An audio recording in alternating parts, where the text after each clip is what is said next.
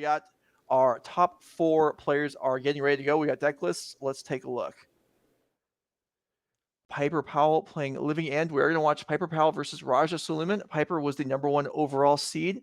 I believe this is potentially an identical deck list to what we saw. No, I think there's some differences here.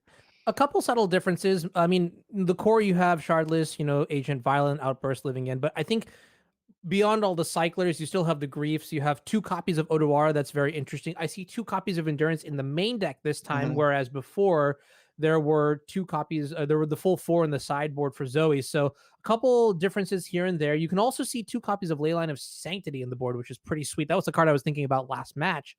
But yeah, I think very close list otherwise. And the matchup should be against something special. Yeah, Raja Sulaiman with Azorius Control. No copies of Bosechu here in Piper's list that I can see. So that is a difference also. So we've got Raja's deck. Let's go ahead and take a look here.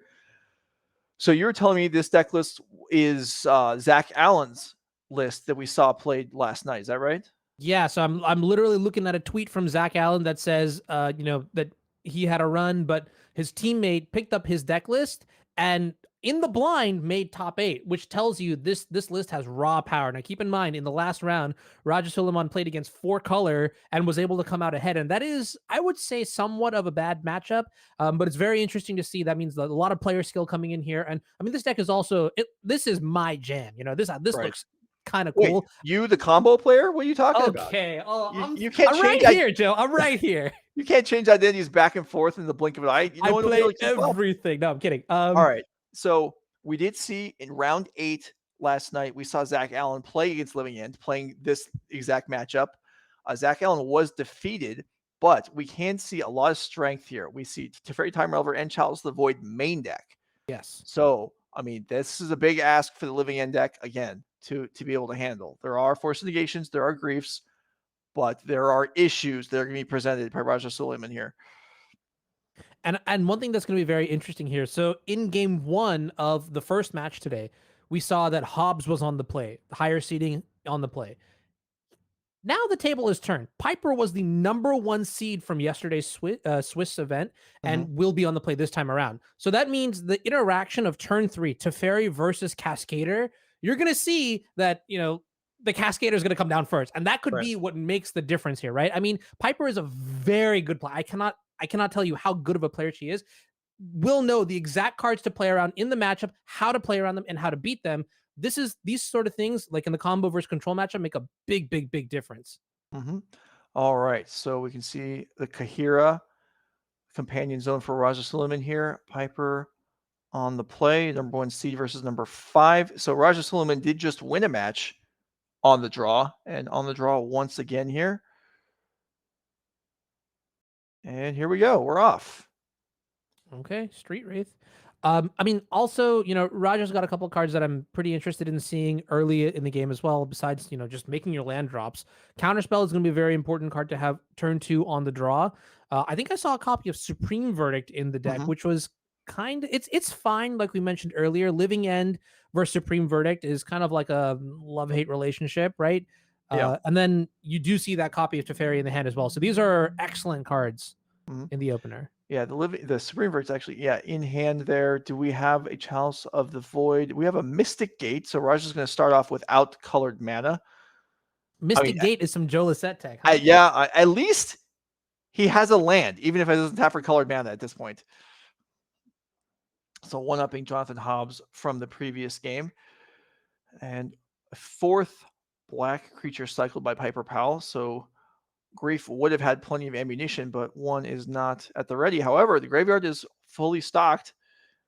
Maybe not with quite the size creatures as normal, but certainly 4 3-power creatures can do a lot of work if they're able to all jump into play. And artwork aside, I think that's a copy of Counterspell in the hand as well, the full art blue card, which means this turn 2 looks very, very well equipped. That's actually not Counterspell. Never mind. I'm not sure what that big blue card is. Okay, well, there is a Force and a Living End in Piper's hand, so some good cards, some useless ones. And I think it's really interesting. Check that out. Shardless Agent in hand, but choosing not. Right. Yeah, I did notice that. There's also an endurance, so maybe Piper's thinking just throw that out there and start attacking first. Raja does have Teferi, so both players with their kind of power 3-drop. Piper does not cast. Here is the Teferi.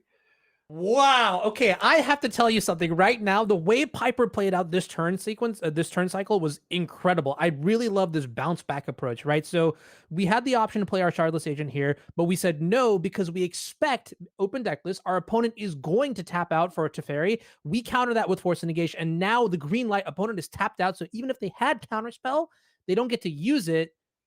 Mm-hmm. Phenomenal. Yep. Well done by Piper. Another cycle here, a 5th 3-power creature. But we do know that Raja has Supreme Verdict in hand. Now, notably, Piper has drawn a copy of Living End. There are 3 in the list, so there's only 1 extra rebuild after Supreme Verdict clears the board the first time. There is Living End. Okay, and now keep in mind that Shardless Agent is technically still on the stack, so it's not going to get sacrificed to the Living End, which means all these creatures get to come into play, and I mean, that's at least 16 points of power, right? 2 from the Shardless Agent, and then infinity from the creatures in the graveyard. Right. Actually, I think it's 17. I think there's 5. I think there's 15 damage in the graveyard, plus Shardless is 17. There is a Solitude. Don't cast Solitude now. Oh, I guess Solitude now would be fine. Yeah. Raja could evoke Solitude and then hit nothing, and then it'll come back into play, still kill a creature, and then remain in play. So actually, that would be a wise decision to dump it out there right now. So this is the 0 mana DIY Ephemerate. Okay, I can get behind that. Yeah, this would suggest that Raja does not have a land for Supreme Verdict. Wow. And confirming here, that looks like 2 marches, a Supreme Verdict, no lands. And so this is a very all-in sort of play here. And I can respect it. Yeah, no, this is nice from Raja. Yeah, I'm the kind of player that I wouldn't do this. I would be like, hey, I'm just going to try to peel the land, and then I just die next turn. Okay, so once your Wraith gets wiped, Piper will gain a little bit of life, and then Piper will get to rearrange, I believe, the top 3 cards of both players' decks, as there are 3 Architects of Will. It looks like a lot of lands for Raja. 2 islands and another land. I didn't identify that last one. May have been a Triumph, yeah. Okay. Now this is I mean, that's like super powerful too, right? Like if you think about it, that small interaction is just kind of a way to seal the deal. Like you think that, okay, putting creatures into play, that's really powerful. But then all the creatures have like ETBs too, and so oof, this deck is super scary when it gets to do its thing. Yeah, okay, but this is something what Raja may be able to handle. I mean, there is okay, that is a Triumph. It's the Rogren Triumph, I believe, the Jeskai one. And there are defenses here, and now Raja does know that Supreme Verdict is online next turn, and this is an attack. Wow. Okay. That's interesting because you can see the board is just frozen. I mean, maybe Piper just took the damage here. You're gaining 3 life one way or another, I suppose. Right. Yeah, I think. Yeah, okay, block happens. Solitude goes to the graveyard. Oh, there is a Supreme Verdict. Okay. Okay, so that was an Otawara. So that was just Raja gaining 3 life before wrathing. Okay, well My done mistake. there. The counterspell that I thought was counterspell earlier was actually Otawara Soaring City, and there you go. That makes a lot more sense. Get your life while you can. Take all the value. Okay, so Waker of Waves being prepared here. So Raja with 3 cards left, and we'll see here. Force of Negation and a land. Okay, Scalding Tarn to the graveyard, Force to the hand here. Now, that's pretty good. Do we have a? Yeah, we do have a Steam Vent, so we can actually hard cast this Force of Negation as well, which means shields are up this turn, but yeah, Force of Negation. How about Shardless Agent? that's way Here better. we go again. Yeah. So now this will be the last living end of the game, as Piper does have the other one in hand. So this one needs to get the job done, which very well may happen. We know that Raja has 2 lands on top of the deck. Raja doesn't know that, but Piper knows, and so do we. And she'll get a chance to look at the 3rd card down and see what that may be, as all these architects are going to come back into play, as well as the Solitude. Yeah. Solitude coming back is kind of a big deal. I mean, Yeah. it's going to get rid of a creature. It's going to gain 3 more life. There's still time for Raja to find another answer. But I guess we did put the Waker of Waves in the graveyard, so now we Mhm. have more creatures. I was just wondering if there was ever a chance that we'd just simply run out of creatures, but no shot, 0%. But Raja's got a lot of life to play with. Okay, 3 land on top of the deck. Wow. Yeah, that is not what you want to see. I mean, that is exactly what you want to see in Piper's seat, Right. and not what you want to see in Raja's seat. Yeah. Piper finds a Colossal Skyturtle on top of the deck. That could conceivably a turn or 2 down the road. If Kahira, for example, jumps into play as a blocker, that could get that out of the way. We'll see what Raja's actually got here. But Actually, Joe, one thing yeah. that's really interesting. I mean, it doesn't look like Raja has the out here, but we have extra copies of Living End in the 60 here. I'm gonna Oh, put I'm that sorry. Are puzzle there to 4 you. copies of the deck? No, there's only Oh, 3. okay. Is there an endurance that can shuffle Yeah, back? there you Yeah. go. Okay. Well, And that is that is very relevant. very relevant and a super sweet interaction. Yes. Okay, March will take down an architect. So it is relevant the farther we get here, as Piper's creature, all the Piper's creatures that are dying are getting, well, several of them are being exiled. So there is less to come back each time. And here just comes the swing in. Yep. The squad. Solitude will trade off. So effectively, it looks like 7 damage comes through. 3, 6. So by my count, Raja still has another turn beyond this one. We know from the Architects of Will that Raja will be drawing into more lands, so this is certainly not an optimal angle. All right, there is the Kahira back into play. So Sky Turtle may want to just clean this up, or Endurance. Endurance is just going to be cast, generate another attacker. Piper will shuffle her own graveyard deck in, and very relevant, like you pointed out, the Living Ends are now back in the deck.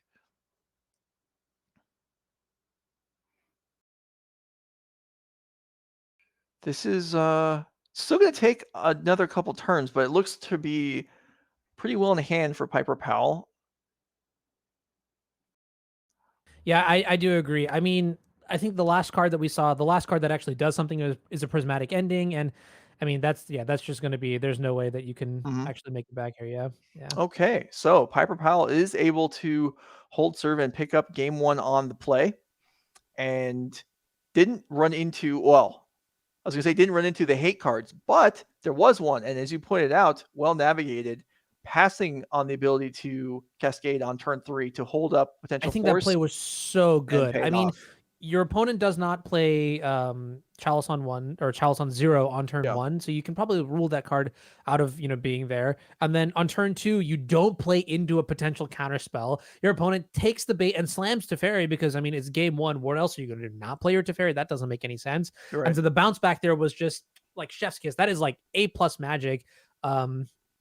I don't know. Yeah, like in theory, when you look at the deck list, you're just like, well, wow, like 4 Teferis, 3 Chalices, and 4 counter spells. How am I ever going to make my way through this? And that's exactly how you just, trip your opponent up a little bit on their own spells and then get the advantage that way. Yeah. Okay. So let's go and jump back to the deck list. We'll emphasize the sideboards this time. See how things are looking. We'll start with Raja Sulaiman as he's down a game, and well, there's some more tools to help out. Yeah, so there's I like the Dovin's Veto. I like bringing in the Supreme Verdict, but most importantly, I mean, you see them at the very bottom. The Rest in Pieces, those cards coming here will be pretty good. That way, if you get into play on turn 2, what is your opponent going to do? Put creatures, cycle them into the exile, and then not be able to get them back with Living End? That does not seem like a very good line if you're playing the combo deck. Thinking what else do you like in the sideboard? Well, so Raja playing Zach Allen's deck, we had the benefit of Zach Allen playing this matchup yesterday, and we saw the summary dismissals get boarded in, but I believe Zach Allen died in game 3 with both copies of summary dismissal in hand. So that's not to say that that was an error, but may have talked to Raja and said, "Oh, I'm not sure about this. Maybe reconsider the plan that we laid out beforehand." Mystical Suit also is possible. Like the counter magic dispute is possible. Deals with like force, deals with subtlety. So subtlety. So there are plenty of cards that can come in. There are also plenty of cards in the main deck that kind of stink. Like all this targeted removal. We talked about this yesterday. March of Otherworldly Light, Prismatic Ending. What are we really hoping that's going to accomplish? So Yeah, it just seems like, I mean, this deck, Living End, is very good at embarrassing a lot of the premium removal in modern right now. Like Lightning Bolt is not that great. I mean, March is Prismatic Ending. None of these cards are designed to handle quote unquote go wide strategies. The verdicts are even singular. Is there just one verdict in the 60 and then one more in the sideboard? So two in the 75. yeah, Those are like fine, but like we saw here, right? The creatures go to the graveyard and they just come back. What is dead may never die. Actually, that show, never mind. Okay. But I think that's why we need to focus, pivot, and then try to fight on the stack before the living end, the cascade spell actually resolves. And so for that reason, I think, yeah, I mean, summary dismissal it's not great because it's 4 mana, but I would still bring it in and just try to get rid of, Shardless Agent and Living In on the stack at the same time, or, mhm, Violent Outburst and Living In on the stack at the same time. And then, just have this like right. impenetrable counter wall. Yeah, I mean, the summary dismissal. I'm sure the reason why Zach Allen brought it in was because it also deals with channel, which the other counter spells do not. Oh yeah. But That's sweet. it is expensive at 4 mana. Yeah. And this is a spot where, like, if the hate cards come down early, that's great. If Chalice or Rest in Peace lands, excellent. But if Raja draws a hate card in turn 3 or 4, then you're in a conflict with holding up counter mana or getting your hate card countered, because after boarding, Piper has access to a number of counter spells too. And then you're in an awkward dance. And we saw in the first game, I mean, the Raja went ahead, ran out the hate piece at the expense of holding up counter magic, and got burned for it. Right. So we'll see. Certainly play the matchup. Players are presenting, checking each other's deck lists out. But let's go ahead and go back down to the table. Game 2 of the semifinals. We're about ready to go. This is such an incredible matchup. I mean, like thinking about like how it plays out in theory is, to me, refreshing, right? Because this is like, I don't know. I've always imagined like Magic players just being like the Jedi, they're just like delicately dancing with their lightsabers. And this might be like a really weird analogy, but like if you think about it, like both players are really just like on like very very very what is it called, they're like on thin ice at all times, like very small margins. They have to play perfectly, and especially when you get into these sort of like counter magic wars, and when you're trying to like set up a critical turn, so you need to like manage your opponent's mana by like leveraging your end step or their end step Mm-hmm. or this or that. There are a lot of ways to maneuver and manipulate the games, just like we saw in that first game where Piper just waits for the turn 3 Teferi to come down and then blasts back. Like that is the kind of stuff that really excites me about this matchup. And just like getting in your opponent's head and figuring out, okay, maybe they have this combination of counter spells and this is how I'm going to dissect it, right? That is incredible. That's my favorite kind of Magic. Which is why I get to say that I am a combo and control player, because there are a lot of similar elements. Mm-hmm. Okay, so we'll see how this looks for Raja Sulaiman. It looks like Archmage Charm, Solitude, some like, oh, there's a Chalice. So Yeah. I don't know if a 7-card hand with no hate pieces would be capable after boarding, but there's one there. This looks solid. Yeah, I just don't think we're allowed to mulligan the chalice here. And then if we can make it to turn 3, we can hold up a couple Archmage's Charm. I'm not Mhm. even sure. This is going to sound really weird. I guess you cycle the first one. There's a chance you don't cycle either of them, and then just try to go after like Foundation Breakers or whatever uh, artifact hate that Piper might have. All right, Chalice on the board. Houghton Felton into play untapped first. Looks like for no reason. So representing mystical dispute potentially, and having Piper have to consider that. just for the future. Steam vents in. So both players not concerned about their life totals, correctly thinking, you know what, Raja Sulaiman is not going to win. He's going through overwhelming Planeswalker advantage or just by Piper giving up. Piper's going to win by attacking for 50. It's not going to matter. Shocking one way or the other. Yep. Life is a resource. Spend it wisely. Mm-hmm. And yep, Okay. here we're going to see the cycle come down. And I think this is just what we expect. I mean, it's actually so cool. The dynamic of living in and how it plays out on the play versus on the draw here. I think we're going to see Piper take a much more defensive role. So maybe even seeing the Chalice on turn 1 it's obviously like, a pain, but we sort of hedge for these things. We know it's going to happen. And so our expectation going into the post board games is that, we'll bide our time and then, pop off when we need to. I think I may have actually seen that copy of Foundation Breaker in the hand. Well, that would be helpful. I believe there's an Otawara also. And yeah, if you're an experienced player with, in this case, Living End, you've played against these types of obstacles. You've played against Chalice of the Void. You've played against Teferi. It doesn't mean you're always able to beat it, but you know what's required, and you kind of pace yourself and you look for the right assemblage of cards to break through. We'll see if Piper's able to do it, but Raja has to feel good about the opening here. Chalice, and then getting to 3 mana with Archmage Charm available. Yep. 100%. I mean, this is about as good a start as you can get here. I mean, maybe if you play like Teferi on this turn, I mean, Piper is tapped out. Again, like this is also the difference in play between, who starts the match or the game rather. The first person to get to 3 mana has a pretty sizable advantage. And you can see 2 copies of Violent Outburst in the hand here for Piper as well. Okay, you just imagine if you could play that like the turn before 3 mana is like the critical turn, right? Mhm. And the critical turn is kind of like an important concept that I use as a player to not only develop my deck building skills, but also my like play skills here. When I say the critical turn, I mean which turn do you expect the proactive strategy to or the combo deck to deploy its primary plan. And in the case of Living End, it's on turn 3 when they can cast their Shardless Agents and their Violent Outbursts. And with other decks, like for example, Sneak and Show and Legacy, could be turn 2 with an Ancient Tomb or Lotus Petal. Could be turn 3 with a couple lands here or there. Mhm. Once you know what turn you're really needing to prepare for, that does unlock certain game actions earlier on and later on as well, just by virtue of how you need to respect the matchup. Right.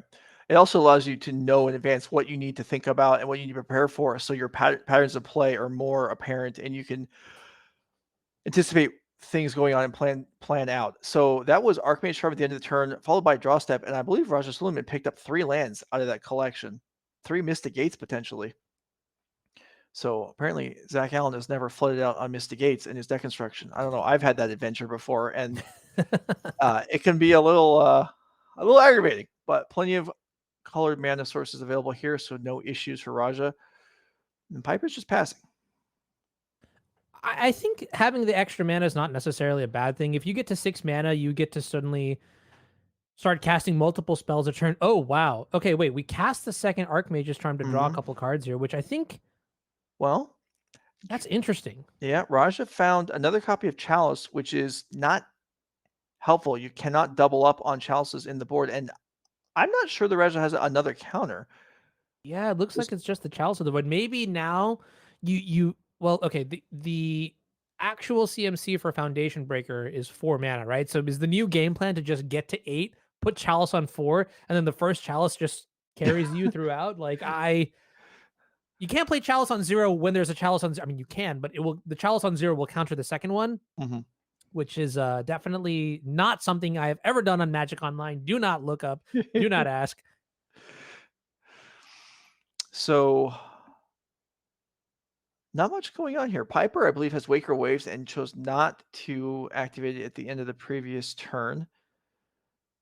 That's fascinating. Yeah, I do kind of get the feeling that with the Chalice in play, maybe we pivot to the plan of just hard casting creatures, and punish the very heavy counter magic Right. base in post board games.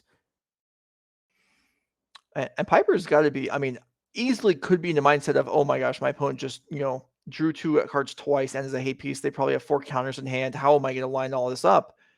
And Raja is probably sitting there like, oh my gosh, how did I have 2 counters? Now I have none. Yeah. What did I do? Yeah, that's that's what I'm talking about, right? Like you just like how do you get inside the other person's head to know, what they're thinking? Okay, Castle Vantress is actually very, very good Yeah. quote passive income, I guess, being able to use your mana in a very relevant way.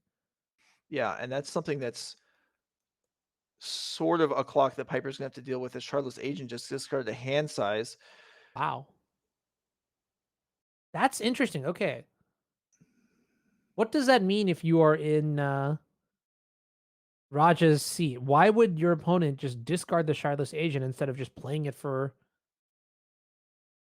the Well, 2/2 and not yeah, cast Living End? I have to think that Raja would assume then that Piper is holding up counter magic for something like Teferi, Okay. and just not wanting to commit mana. I mean, we saw her pass on playing Charlotte's Agent in the first game. Granted, it wasn't quite the same scenario, but maybe I might have misread the Waker Always in Piper's hand because I would be surprised somewhat if the decision was I'll go ahead and miss my land drop and not bother doing it first. But maybe Curator of Mysteries does cycle here, and a land was drawn. Okay. This is really interesting too. I feel like there are a couple like just ticking time bombs in the blue white side of things that Piper is probably very aware of. Mm-hmm. Notably Teferi Time Raveler, but the other card that I'm, you know, kind of very afraid of from the living inside of things is Rest in Peace, right? Right. And you can see there was one at the bottom of the deck there, so definitely know that that card came in. Rest in Peace, you can cycle, very aggressively, but then if the Rest in Peace comes into play, on the next turn cycle and removes your entire graveyard, you've kind of just spent all your mana on empty air and you have nothing to show for it. If the cards are at least in the graveyard, you could maybe potentially living in them back into play. But yeah, Rest in Peace is just the lights out kind of card. Even just getting that one trigger to exile the graveyard is going to do a lot of damage. Kind of like in against any dredge deck you might see, right? Just exiling the graveyard, very powerful. Mm-hmm. So maybe that's why Piper is tempering herself with the rate at which she cycles.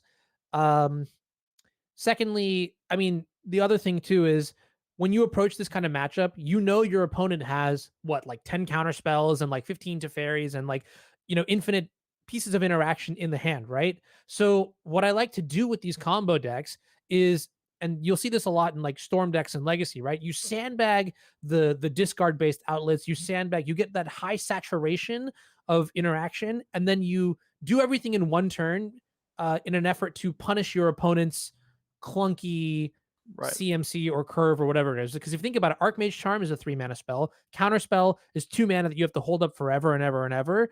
That sort of stuff. You know what I mean? Whereas Mm-hmm. your spells, they're lean. You've got the Mystical Disputes, that's 1 mana. You've got, Grief, that's a 0 mana spell, right? And so you can very easily pressure your opponent's mana, just overwhelm them with the right type of interaction. Obviously, the later the game goes, the more land drops Raja is going to be able to make, and will be able to dilute the effectiveness of that all in one turn strategy. But I do think like that is something you'll be very cautious in of when you're planning from the combo side, like how you want to punch your combo through. Because I think very clearly, like jamming your spells in one at a time, not what you want to be doing against the deck that has, 4 counter spells, 4 Archmage Charm, 4 Force Negation, the summary dismissals, whatever it is. Normally, I would agree with you. However, I struggle with it being okay for Piper to just continually pass turns because Raj is able to castle each turn. At least if he's forced to spend mana interacting, he can't just do this. And I mean, there's no way for Piper to know this really, but Raj's hand has to be the absolute bottom of the range of what potentially Piper could foresee him having. It's probably worse. Like, there's no way that Piper would foresee that Raj's hand is as bad as it actually is. Yeah, I mean, sorry, and I'm gonna make one correction. There are no force and negations in this deck list, so still something to be but yeah, I do agree. The Castle Vantress is exceptional here because it is one of the ways to break the dynamic of Mhm. patience being very key, because it's a way to gain, advantage on the margin, I guess. Right. No, absolutely. I mean, I don't know if Scry 2 is worth a card draw. It's probably a little less, but it's close. And Raj is just getting it for free every single turn. Yeah, I mean, we've seen a couple cards already been to the bottom of the deck, like a lot of lands that just have not much value at this point. I mean, we have 1, 2, 3, 4, 5, 6, 7, 8 in play already. Mhm. Yeah, these are really good draws here. Dovin's Veto and the Yeah. Teferi. Yeah, Raja finally found the money cards in the deck, and here is okay. So we're picking both up at the same time, and Piper discards a third enabler, I believe. So just this Chalice of the Void coming up the works right now, and Piper may not have a way through at the moment, or just biding time, waiting for what she feels like is the right opportunity. But it's getting a little tougher. Here is Teferi, Hero of Dominaria, playing with Mystical Dispute mana available. Yeah, I think now is when so it goes back to what I was saying in the earlier match where we saw Living End. Pressure is key, and Planeswalkers are a very good way. Well, it's probably the only way that Raja has to really truly pressure in this matchup. I mean, you do have cards like Celestial Colonnade, potentially Kahira, but those are very mana intensive ways. And this is the one time investment. Teferi will also untap 2 lands, so you get to end the turn with 5 mana worth of spells in play, Mm-hmm. or sorry, that 5 mana that you can spend on counters and whatnot. All right, here is a Subtlety cast from Piper Powell, paying the full 4, and Dovin's Veto is not going to do much there.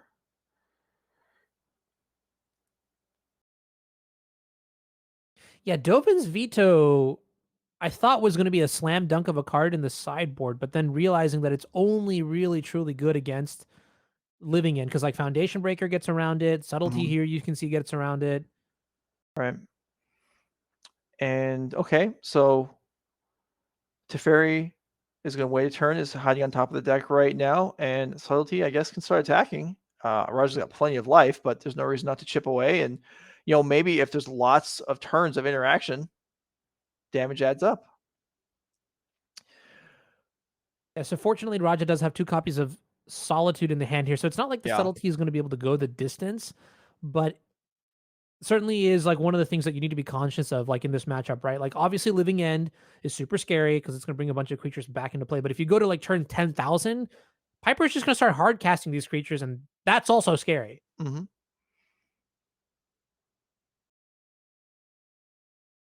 Well, as Piper decides how to approach this turn, we want to thank you for tuning in to Nerd Rage Gaming's 20K Modern Showdown here this weekend. If you're enjoying the coverage and you want to be notified of future events, hit the follow button. If you're really having a good time, you want to subscribe, we'd appreciate that, but not necessary. Your viewership is all that we ask, and we hope you're enjoying it. Participating in the chat, that's great. We don't have that open right now, but hopefully it's lively and you're trying to figure out, how are Piper and Raja going to navigate this match. And Can I make a confession, Joe? Yes, Um, I already know what this is going to be. oh, okay. Well, okay, no. I promise you it's not. People in the chat talking is great because Yeah. earlier I told you about that endurance line where you Yeah. could like put your Living End back in that. I took that from Twitch chat. I'm a scoundrel, a sham. The chat interaction has caught me. Anyways, thank you for whoever said that because you helped me look a little smart. I have to confess, I have to come clean. All right. All right. Uh, Don't worry, I didn't have much faith in you in the first place, but that was a good line, and I definitely didn't catch it. Okay, so here I thought Ether Gust was the card that Raja described at the top a couple turns ago, and I was a little surprised because I didn't feel like it was a key card in the matchup, and maybe even something that would be brought in. But here it is, we see it: Ether Gust on Foundation Breaker, and Piper has a response: Waker of Waves. Okay, Yeah, that's so interesting. Ether Gust. I mean, okay, when we look at the number of dead cards in the matchup, you've got like Prismatic Ending that's kind of mediocre. You've got March, which is like fine, but like also very mana intensive. I'd call it mediocre. Maybe Aether Gust is just better and is more in tune with the quote plan of like stopping the Living End from actually happening, right? Yeah. So I yeah, could definitely see it being included, and you sort of see here that it's doing its job. Like Yeah. it's slowing down the pace that Piper can interact the board, with the Chalice with. That was a weird sentence. All right, so Foundation Breaker goes to the top of the deck, and here's a Grief pitching a Street Wraith. So this appears to be the turn when Piper decided the way was clear to resolve a bunch of spells. Obviously, Living End's not going to resolve this turn, but work being done, and Piper is not going to see that Raja's hand is not quite countertastic. A couple Solitudes, a Supreme Verdict, a Chalice of the Void, and a Dovin's Veto. You have a choice? Well, I'm certainly not taking. Actually, you know what? There's an argument to take the second chalice because you have Yes. Foundation Breaker. You know that it's going to resolve next turn. I So think that I think that is what I would choose. yeah, which is super strange because this second chalice has just been in the hand, like kind of looking a little bit embarrassing with the first one already in play, and now Mhm. suddenly, like it's the card to take. Yeah, well, Dovin's Veto obviously is great as it's guaranteed to stop Living End. However, Piper having discarded 3, I believe, Cascade spells already, likely has a few more, and Chalice is the choice. So Do you ever watch that episode? Do you watch Community, Joe, the no, show? No, no. there's an episode in Community where they like they roll a dice and they enter like alternate timelines, and I'm just wondering like if we entered an alternate timeline where this was the turn Chalice on 4 was played instead of the Teferi Dominaria, that would just be. I wonder like what's the react. I've never seen Chalice on 4 in play. Like I mean, that'd be pretty boggers. You wild. can say it. It's okay. I mean, that would certainly cause issues for Raja down the line as well, but that would have been interesting. Here is the Teferi again, looking like it's going to make it into play this time. And what is Raja going to choose to do with it? Draw a card is obviously the most common choice and likely going to be here. Maybe you could argue for tucking the subtlety, Okay. but Yeah, that's that's pretty questionable as Piper does know Raja's entire hand. right. So Raja at the moment with Dovin's Veto, no way to counter the Foundation Breaker. So drawing a card and hoping to find an answer to that would have merit. Yeah, I wouldn't mind. I mean, part of the thing too is that like, is this subtlety even good on the redraw? Like, if you get rid of it now, maybe you could just draw and then take the hit and then just play Solitude next turn. Yeah, I think Yeah, that's a little bit better. The idea is just to keep your shields up and to make sure that yeah. yeah, and Well, you can see here Raja does yeah. concludes the same thing. And And draws a counter. Yeah, good, rewarded. yeah. And yeah, Solitude even could be hard cast at the end of this turn if Piper doesn't do anything, but I think we're likely to see, and I'm sure Raja expects Foundation Breaker to try and find its way back onto the board, if only briefly. Yeah, so Piper knows everything but one card, but that one, Is a banger. Yes. yeah, can stop this. And there it is.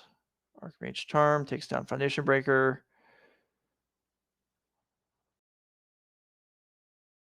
Now, thinking about like deck lists earlier, I have to imagine there's only 2 Foundation Breakers in the sideboard. I'll double check that one real quick. The question is, how many more outs do we have to this chalice? Okay, I take it back. There's a total of 3, which is good.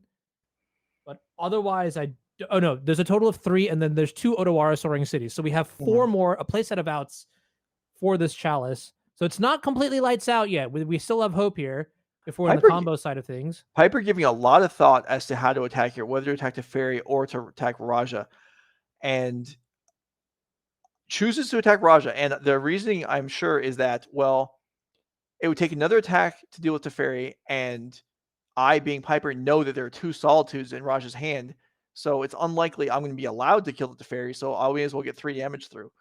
I don't That's hate the choice. yeah, that's Whoa. a Well, there is a castle activation, and there's a Rest in Peace.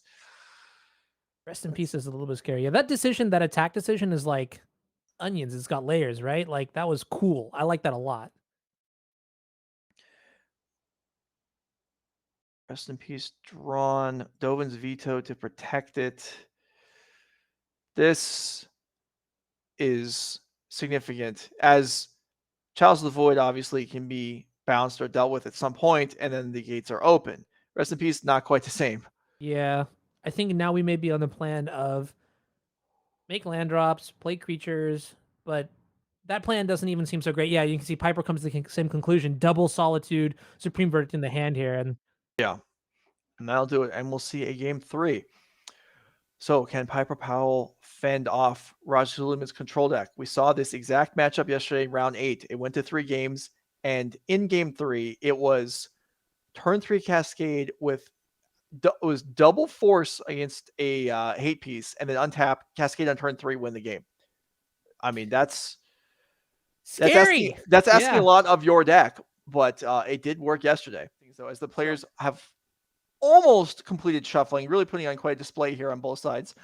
But I do like that there are paper qualifiers for something that like I want to achieve. Like, I mean, you could find like a local store that has a 1K or something right now, and like that's just not exciting. I want to be able to play something that graduates me to another level. Yep. And I really like that elite high level play is coming back to paper instead of being relegated to online. I think just for me, I mean, Magic is a paper game, and online is a nice way to play it, but it's a paper game, and I'm glad to see that. Oh yeah, 100% agree. That is the paper, and then there's paper coverage too. Those two things Yeah. were really like, that's when I knew, like, they did a good job. Mhm. Those were two of the most important things to me personally, and I'm very glad that they brought both back. Okay, so here we go. Game 3 of the quarterfinals. We'll get that little bubble filled on Raja Sulaiman's side there, as this is game 3, and Piper starts off with a Street Wraith cycle. Yep, just the innocuous cycle on turn 1, steam vents, and then probably more cycling here. Mm-hmm. Looks like it. Okay, no grief. So if a Chalice of the Void is in Raja's hand, it's free to drop, but no, not this time. Okay, interestingly enough, I do see a copy of Dress Down in Raja's hand here. Yeah, And so I saw that too, and I was curious about that. What do you so think? I mixed reactions. I do not think so. Just to be very clear, Dress Down does not work against Cascade. Cascade goes on the stack. Everything is on the stack. Dress Down only affects creatures that are in play, so it's not going to impact the combo element of it all. But a couple things about this: it's a blue card. It cycles. You can play it at instant speed, and there's still a couple interactions. Like if your opponent plays Grief, for example, Right. you can put Dress Down into play. They get to keep the creature, the 4 mana 3/2, but they don't discard another better card from your hand. And I think that is somewhat relevant. Mhm. Probably better than the list of like prismatic endings and marches that, Yeah. Yeah. max copies of. Counters the Foundation Breaker, counters Subtlety, all these come into play effects. Like, not on the face of it an obvious card that you bring in, but seems like it definitely could find some real use. And the baseline is it cycles, which is still a Yeah. very, very high floor for a card that, also has additional upsides. Mhm. Okay, so getting word that Jonathan Hobbs just won the other semifinal match. We saw him on camera last round, so he is through to the finals, having defeated Blue Moon, and awaits the winner of this game. Yeah, so this is the critical turn here, right? Turn 3. Now we're Mhm. gonna see what exactly happens as Piper has put another creature into the graveyard on Raja's end step. Do we Mhm. just land slam? Well, Kind of want to see it, but also, I have there is a grief. Here is a okay. grief pitching living end. Okay, Raja, what do you have? This is the interaction, right? Dress down to stop the grief now Yeah, that would work. It would also tap Raja out. of that counter And spell. Yeah.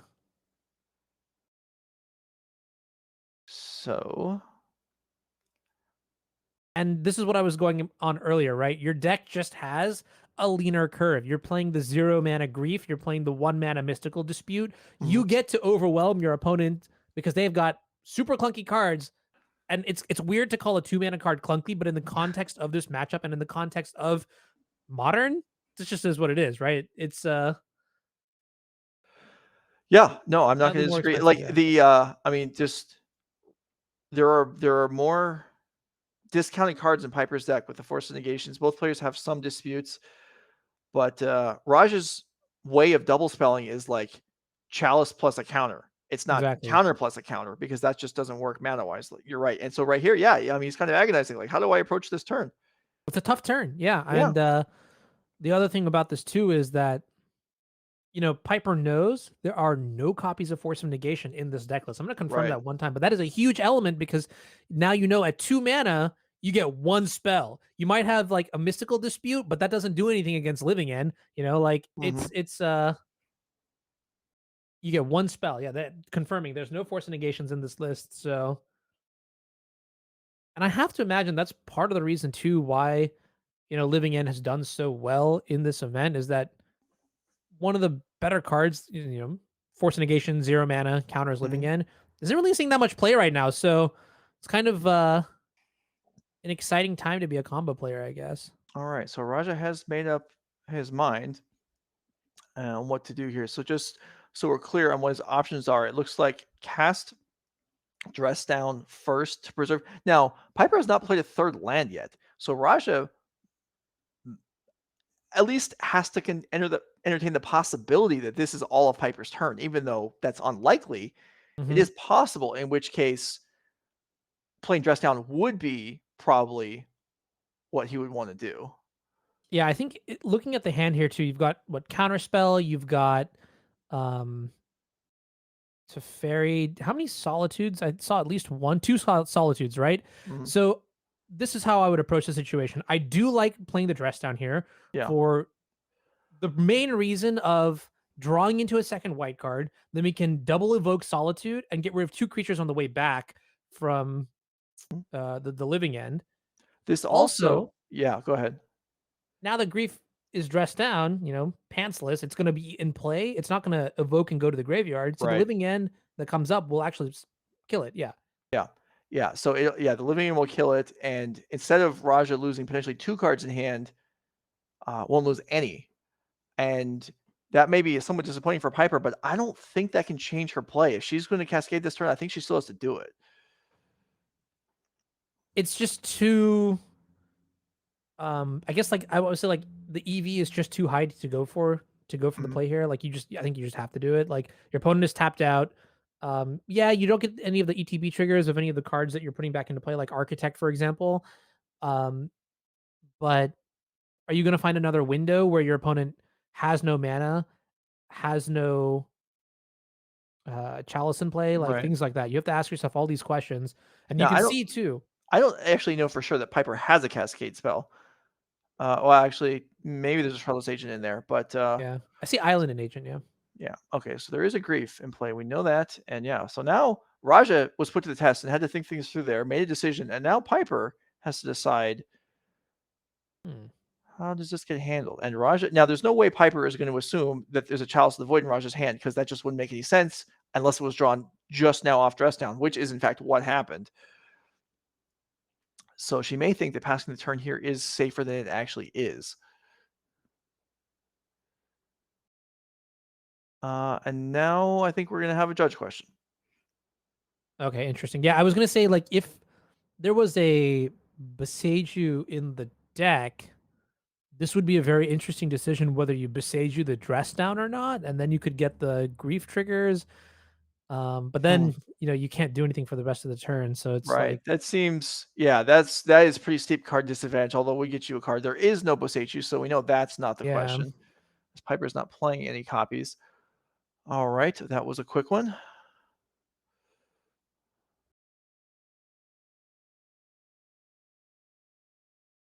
Oh, this is actually kind of interesting too. You could what happens if you just like forsake? Okay, I don't, it's not gonna happen, but if you like forsake living in potentially, and you could even like flash a subtlety into play here, and then you just have 6 points of power, one menace, one flyer. That Okay. I'm stretching here because I think the baseline solution is just like let this resolve living in. Everybody knows that's like level zero. You know what I mean? Everybody's got questions. Now Raja leaves the table. It's like, hey, Judge, what did Piper just ask you? All right, I'm about to get up from the table too now, Joe. I don't know. Okay, so obviously I'm kidding there. Um, Raja would not be able to ask that. Here is Shardless Agent. Here comes Living End, and here comes a lot of power, and it's gonna happen. We're gonna have Piper's gonna put somewhere around 15 power, I believe. I just realized something. Okay. That line that I was telling you about earlier with the dress down and the double solitude, it doesn't work because Solitude would stay in play from the dress down, Right. which means it would just go to the graveyard and Living End would take care of it. Yeah. So that would be a disaster. Yeah, so whatever I said there earlier, uh, don't do that, Raja. Yeah. However, if you're playing against somebody on Magic Line tomorrow and they do that, well, it's probably on Rug on his secret account. Actually, it's kind of funny. I don't have any alt accounts on Magic Online. I just have the one Unzi D. Yeah, I never did either, and I was criticized by some of my competitors for not creating one several years ago at the Players Championship, and then I did make one. I think for the some other event like a couple years ago. It was maybe the regional pro tour or something. I did make a uh, a stealth account on Magic Mm. Online, which I'm sure was of zero value, but whatever. I know it's interesting. I and Julian's going to be on the cast later today, and Mhm. we had a conversation about this a long time ago, which was, well, there's always the notion of like when you're playing online, people can look up your handle, look up, see like what decks you're playing and things Yeah. like that, and that gives them a lot of information, the scouting aspect of it, right? Mhm. And so he's a huge StarCraft fan, and as I'm sure he's mentioned many times before, and he mentioned the idea of like The barcode barcode thing. usernames. Yeah. Yeah, Yeah, I know. I'm aware of that from StarCraft as well. For people who don't know what Honor is talking about, the idea is you just use a combination of I believe it's capital I's and lowercase L's in they all look the same. yeah. So this way you never get looked up, and then like that sort of anonymity. How does it change the metagame? How does it change like the tournament experience? A lot of things to consider there, but what's not to consider right now is there's like 5 creatures in play here, and Yeah. that's There's more spooky. there's more than I expected. I was counting it up as about 15 damage. I believe it's 18. Yeah. So we know that Raja's got, I think, 2 solitudes, at least one. Now there are 2, Hmm. but Chalice is going to come in first. A little late to the party, but you know, we'll see if it ends up mattering or not. It's so strange, but I almost feel like you're not supposed to cast this Chalice. Why would that be? So if your plan is to evoke double Solitude, wouldn't you Mhm. want Living End to bring them back into play? Sure, I suppose, but if you evoke double solitude, I mean, your opponent's still not going to be incentivized to do anything until That's fair. you Yeah, deal with they'll the just rest never of it. cast the Living End. Yeah. Yeah. So double solitude would take out 10 power, it looks like, leaving Piper with 8. That is more manageable. Although that's not to say that Raja currently looks like it would be something that he could be handle. Here's one. It really does suck that this Chalice was drawn off the dress down. Like, I don't know if there's a Yeah. weird world where you would have just main phased the dress down and then you would have drawn the Chalice. Like, there's no way that that could actually be the solution. But, like, I don't think so, but it is kind of amusing. yeah, just like that's just how magic is sometimes, you know? Like, Yeah. So Piper thinking about this solitude here. I don't know what a potential response could be. might be subtlety. Oh, that's true. Subtlety would be backbreaking here, right? Because It you're would, pitch casting the Solitude. yeah, but it would also just, well, maybe it's hard to say. It would be pitch casting and subtlety as well. Okay, never mind. You can Uh, put Solitude on the bottom. I guess there's no no yeah, no no way you redraw it if you're at that point. So that would make Piper's thinking about something here, and there can't be too much that she's got to work with, given that Force of Negation is offline, as this is a creature, and she's tapped out. So subtlety wouldn't. posturing, just I see like a sky turtle in there, and I think it's Yeah. getting exiled. Okay, well there goes the Waker of Waves, It's like, just kidding. and here's Solitude number 2 pitching to Teferi number 2.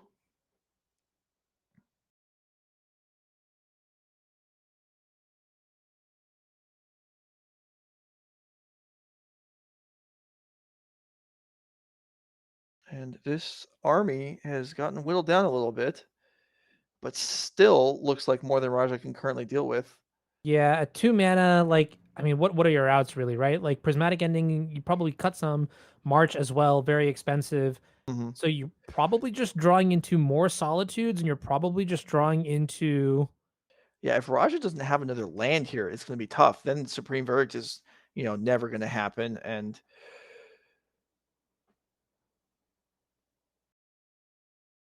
okay, no, there are more lands. Mhm. the pace of the game has dramatically slowed down, starting with the players spending about 8 minutes shuffling for this game. But there is a lot at stake here. They Yeah. do have a lot to think about, and there is the land drop. Here we go. So Piper untaps with a pretty solid board. If there was a subtlety that she was considering uh, evoking before, now it's hardcastable, which presents another threat that Raja will have to deal with as 8 damage comes across. Castle of Interest to draw, and I don't see any interaction there. Yeah, it looks like there's a counterspell in him. This counterspell is so interesting because this is what I was talking about earlier. Remember, one piece of interaction, probably not enough, and that's all we had, in this. Yeah. I mean, Dress Down didn't quite count, and Yeah, the I chalice, think dress down is a trap. Like I would not call that interaction. You know what I mean? right? I think it's Yeah.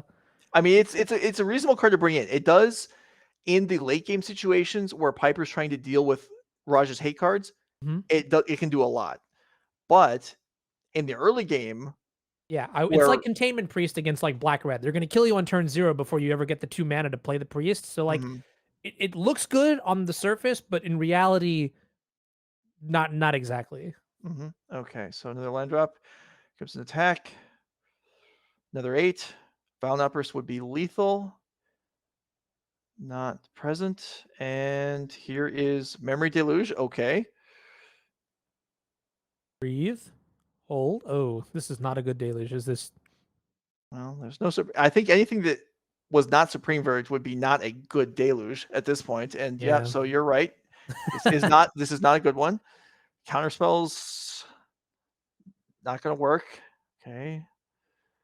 And well, 22-3. Piper Powell looking pretty good. 8 power on the board. A hardcast Solitude would matter.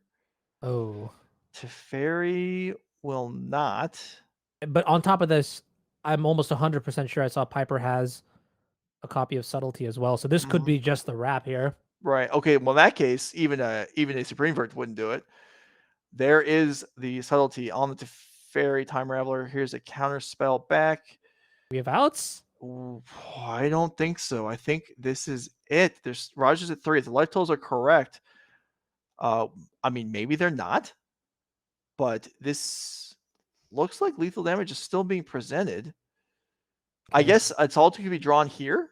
Bounce the street. I like bouncing the street wraith one time. Dealer! Oh! Sorry for the earbuds. That was insane. Oh my goodness. All right. Raja Sulaiman still in it. Going to dropping to 1 here. If a land is drawn, Kahira could be pulled from the companion zone and put into play. We may actually not be done. Is Oh, that call it possible? a comeback? Oh my goodness. I mean, and this is crazy. It's a forced attack at Raja because you have literal lethal. So Yeah. All right. So here are Raja's last cards. my That's out of goodness. there. Raja drops to 1. Well, I take it back. Kahira's not going to work because Piper could bounce it with Skyturtle. Oh. But what do we have? I This is don't know. That was crazy though. Like Piper probably can't believe this game isn't over already. this deck, Azorius just does not want to lose. I mean, this is one of those stages where wow, what a crazy draw step there. Here is Foundation Breaker, kill the chalice. Okay. This presents an additional problem, but I didn't expect Roger to get this far. Now Supreme Verdict is looking, okay. And it can be Better. cast at instant speed. It's a land. And it's a fetch land, which can't even be used. So Raja Suleiman fought really hard, did everything he could, and is going to come up a little shy, I think. Yeah, I Yeah. not sure what the flooded strand was gonna do here, but No. that was a moment. Yeah. You had me in the first half, okay? You had me in the first half, and there's the handshake too. Wow. Wow. And that will do it. So Raja Suleiman puts up quite a fight, but Piper Powell will advance to the finals to face Jonathan Hobbs for a slot in the Nerd Rage year-long championship. I don't think we could ask for much more out of that match. The first match we had today was an absolute banger with the 0 land keep. This one was crazy with the potential for comeback and that last draw step. I Mhm. can only hope that the third match today for the finals Yeah. of this 20K Yeah. are going to be as fantastic. This is great. Yeah. Wow. And it'll be a rematch of our quarterfinal match for Jonathan Hobbs versus Living End.